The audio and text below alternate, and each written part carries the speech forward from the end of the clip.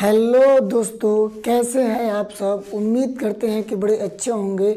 दोस्तों, मैं अमलेश यादव और हमारे यूट्यूब चैनल पे आप लोगों का बहुत बहुत स्वागत है। दोस्तों, आज हम आपको हैलो एल्केन एवं हैलो एरीन के एमसीक्यू बताने वाले हैं, जो बोर्ड के लिए भी और इसके अलावा जेई वालों के लिए भी और नीट वालों के लिए भी बहुत ज़्यादा ज़रूरी है। दोस्तों, क्वेश्चन आंसर तो बताएंगे ही बताएंगे, साथ साथ में एमसीक्यू को भी हम बताते रहेंगे, क्योंकि बहुत सारे बच्चे ऐसे होते हैं जो सोचते हैं कि एमसीक्यू केवल जो किताब में दिया रहता है या फिर अन्य जगहों से रट के काम चला लेंगे। तो दोस्तों, जो ऐसा सोचते हैं वो मूर्खता का काम करते हैं, क्योंकि एमसीक्यू कभी भी रट के नहीं किया जाता है। तो उस चैप्टर का सबसे पहले हम जो है एमसीक्यू आपको बताएंगे। तो अगर आप यहाँ वीडियो देख लेते हैं तो एमसीक्यू रटने की ज़रूरत आपको नहीं पड़ेगी। तो चलिए, भाग 2 का चैप्टर नंबर 1 हैलो एल्केन एवं हैलो एरीन के बारे में आपको हम बताते हैं। चलिए, सबसे पहला क्वेश्चन इसमें जो दिया है, 1 क्लोरोब्यूटेन से एल्कोहलिक पोटास अभिक्रिया करके देता है। आपके पास 4 ऑप्शन है, ब्यूटीन 1, ब्यूटीन 2, ब्यूटेनॉल 1 और ब्यूटेनॉल 2। ठीक, तो एक बार क्वेश्चन को जरा फिर ध्यान से देखिए। लिखा है कि 1 क्लोरोब्यूटेन। सबसे पहली बात तो आपको स्ट्रक्चर बनाने आना चाहिए। तो लिखा है 1 क्लोरोब्यूटेन। तो देखिए यहाँ पर बना रहा हूँ, 1 2 3 4। ठीक, 4 कार्बन के लिए ब्यूट यूज किया जाता है, तो हमने ब्यूट यूज कर दिया। और साथ साथ में क्लोरीन लिखा है, तो यहाँ आप लगा दीजिए क्लोरीन। बैलेंसी पूरा करेंगे, CH3 CH2 CH2 और यहाँ पर भी होगा CH2। गिनती करिए, 1 2 3 4, 4 कार्बन हो गया। और पहले नंबर पर क्या दिया है, यहाँ पर लिखा है कि 1 क्लोरो, पहले नंबर पर क्लोरीन, यानी 1 क्लोरोब्यूटेन बन चुका आपका। किसके साथ? एल्कोहली पोटास अभिक्रिया करके देता है। यानी आपको अभिक्रिया कराना है एल्कोहलिक KOH की उपस्थिति में आपको कराना है। ठीक, तो देखिए दोस्तों, होता क्या है, यहाँ पे क्या बोलते हैं, 1 क्लोरोब्यूटेन दिया हुआ है। ठीक, तो यहाँ पर होगा कुछ नहीं, सेतजेफ नियम का पालन करना पड़ेगा, तभी ये क्वेश्चन सॉल्व होगा। जैसे सेतजेफ नियम क्या कहते हैं कि देखिए, जब कोई भी ऋणात्मक वाला भाग यदि कार्बन से जुटा है तो उसे हम मानेंगे अल्फा, और उसके बगल वाले कार्बन को मानेंगे हम बीटा।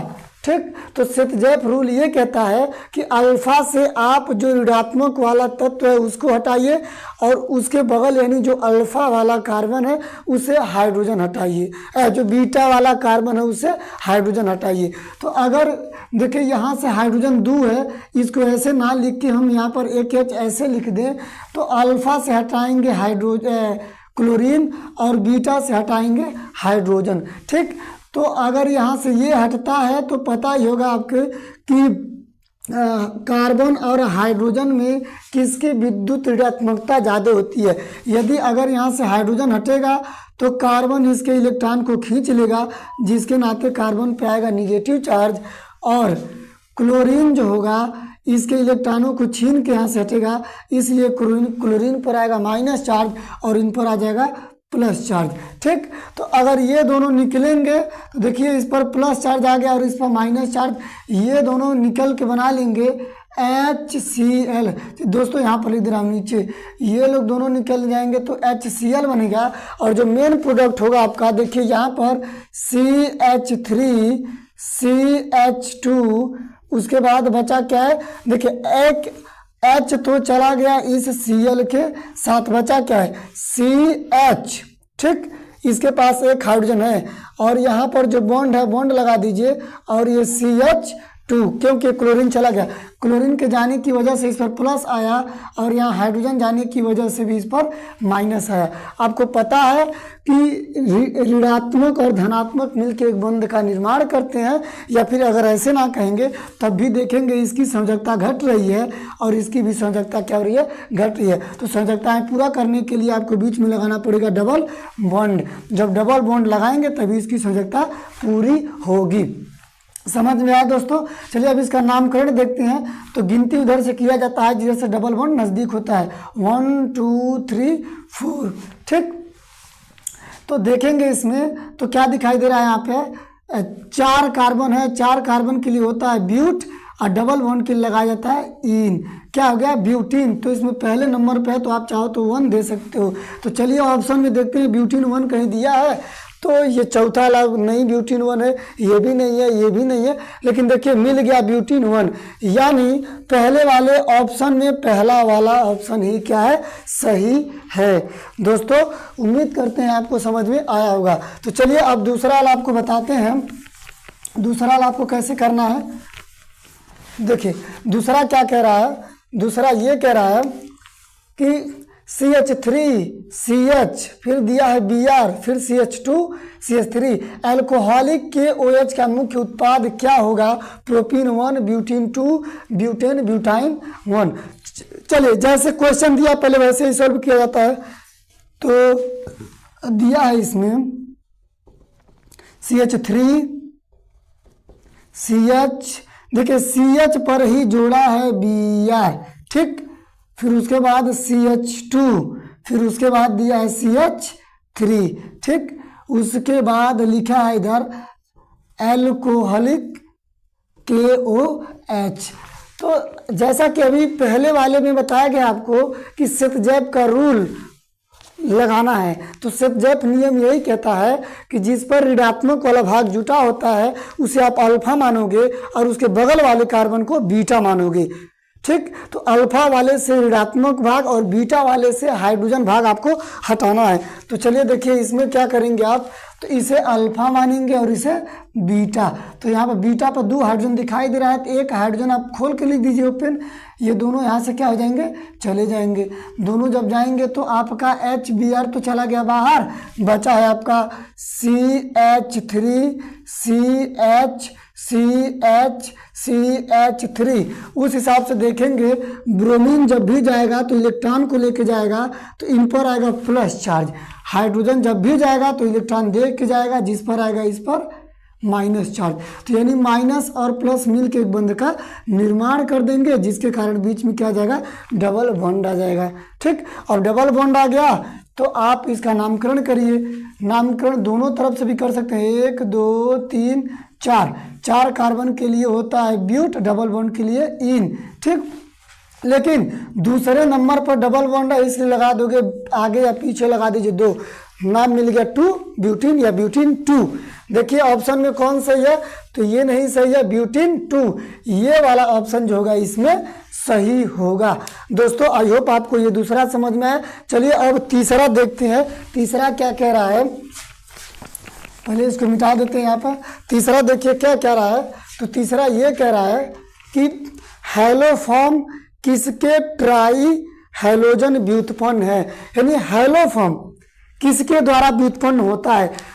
ऑप्शन दिया होगा मेथेन एथेन प्रोपेन ब्यूटेन। तो आपको एक हम बात बताते हैं, देखिए अगर आप CH4 लेते हो, ठीक, CH4 की क्रिया आप हैलोजन के साथ अगर करा दो, ठीक, हैलोजन का मतलब ये कि आप इसके जगह पर क्लोरीन ले लो।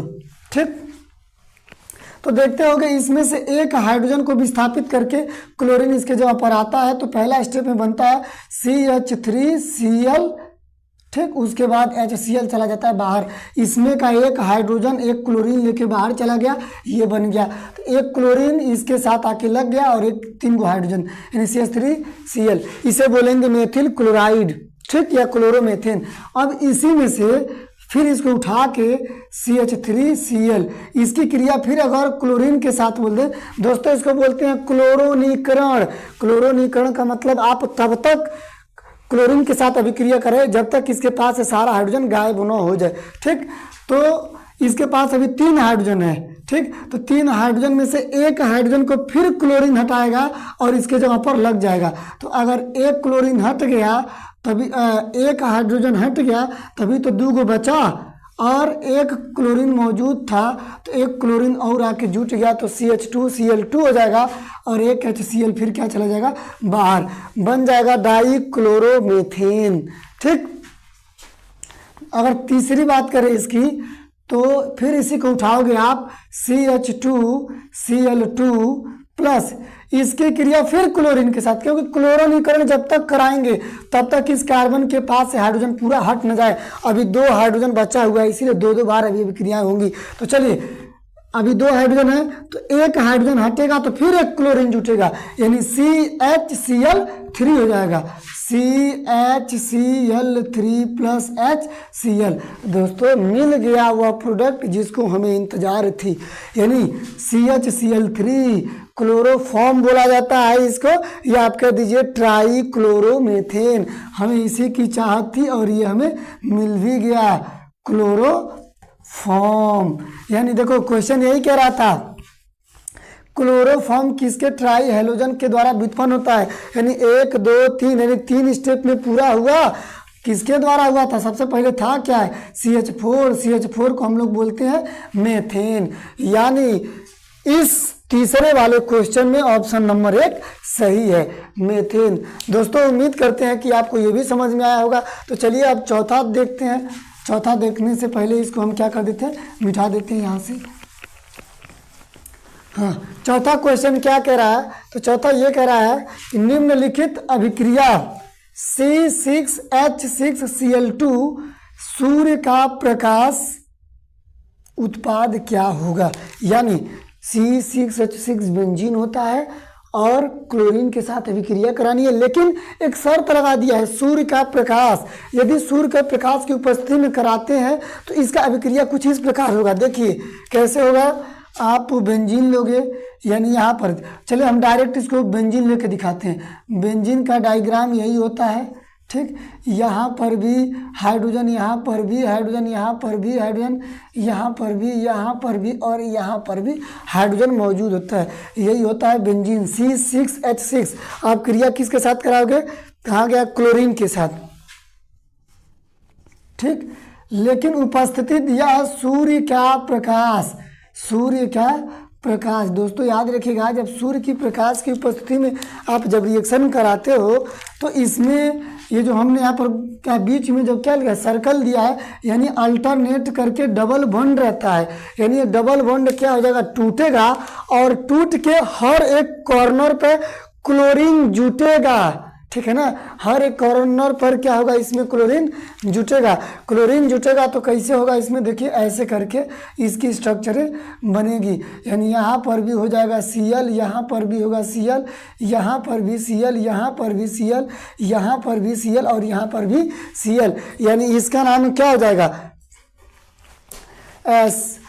साइक्लो, ठीक, क्लोरोहेक्सेन, ठीक है ना। यहाँ पर क्लोरीन चारों तरफ क्या हो जा रहा है, जुट जा रहा है, चारों तरफ दिखाई दे रहा होगा इसमें, क्योंकि ये बॉन्ड टूटा, हर जगह पर बॉन्ड टूटा है तो हर जगह पर क्या हुआ, क्लोरीन लगा हुआ है, ठीक है ना। तो 1 2 3 4 5 6 क्लोरीन कितना है इसमें, क्लोरीन है 6, ठीक। तो क्लोरीन 6 है और यहाँ पर 2 है, तो आप आगे 3 लगाओगे तभी तो 6 पूरा होगा इसमें। तो चलिए देखते हैं ऑप्शन क्या दिया था, यानी इसका यही बनेगा C6H6, ठीक। और क्लोरीन कितना है, 1 2 3 4 5 6, क्लोरीन भी 6 गो है। दोस्तों यहाँ पर एक एक हाइड्रोजन मौजूद रहेगा, ठीक ना। यहाँ पर एक एक हाइड्रोजन मौजूद रहेगा, केवल और केवल बीच का बॉन्ड टूटेगा। देखिए बीच का बॉन्ड टूटा है तो यहाँ पर ये जुटा है, यानी इसका संरचना C6H6Cl6। खोजिए कहाँ किस ऑप्शन में दिया है, पहले ऑप्शन में यहाँ 5 दिया है, दूसरे में ऑर्थो दिया है, तीसरे में ऑर्थो नहीं दिया है। यानी देखिए C6H6Cl6 इससे मिल रहा है, यानी ऑप्शन नंबर 3 इसमें क्या होगा, सही होगा।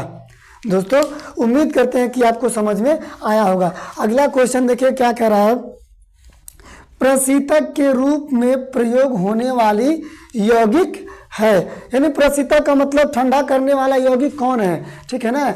जो ऊष्मा ग्रहण कर लेता है और उस चीज़ को ठंडा कर देता है या जमा देता है, वही प्रशीतक कहलाता है, ठीक है ना। या कह सकते हो कि जो वाष्पीकरण करके ठंडा देता है वही क्या कहलाता है, प्रशीतक कहलाता है।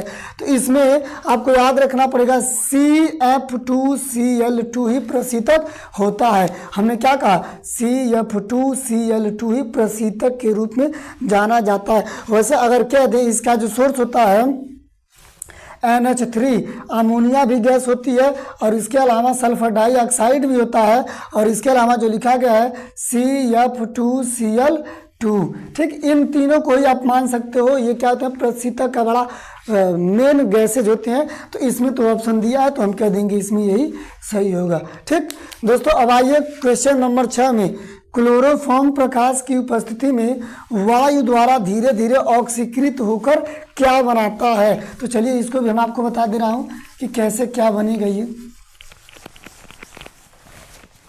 क्लोरोफॉर्म प्रकाश की उपस्थिति में देखिए वायु द्वारा धीरे धीरे ऑक्सीकृत, पहली बात ऑक्सीकृत का मतलब होता है आप इसका ऑक्सीकरण करिए, यानी ऑक्सीजन के साथ क्रिया। क्लोरोफॉर्म बोला है ना, यानी क्लोरोफॉर्म का सूत्र CHCl3।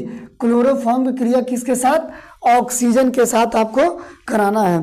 ठीक, ऑक्सीजन के साथ आप जब कराओगे, किसकी उपस्थिति में, कुछ उपस्थिति लगाया है प्रकाश की उपस्थिति में, आप यहाँ पर लगा दोगे प्रकाश की उपस्थिति में वायु द्वारा धीरे धीरे ऑक्सीकृत होता है। वायु मतलब ऑक्सीजन।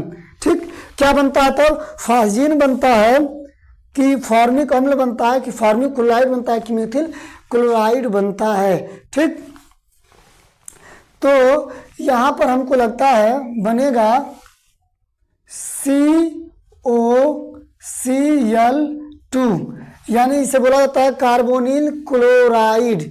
ठीक, और यहाँ पर जो बच रहा है आपका निकल जाएगा H2O।